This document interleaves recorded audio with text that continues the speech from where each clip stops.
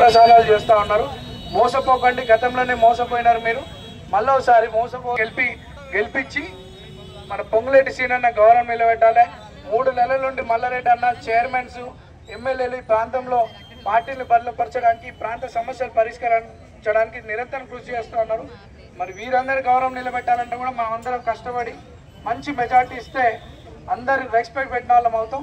రేపు గెలిచిన తర్వాత మీ ఏ సమస్య ఉన్నా సరే ఒక పాజిటివ్గా ఇమీడియట్ సాల్వ్ చేసే అవకాశం ఉంటుంది. కాబట్టి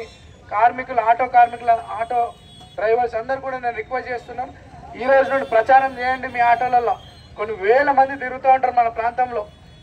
మనం అభివృద్ధి కోట్ వేసుకోవాలి, మన పిల్లల భవిష్యత్తు కోట్ వేసుకోవాలి. అంతేగాని సింపతి గురించో సెంటిమెంట్ల గురించో ఎలక్షన్స్ కాదు, మన ఫ్యూచర్కి సంబంధించిన విషయం కాబట్టి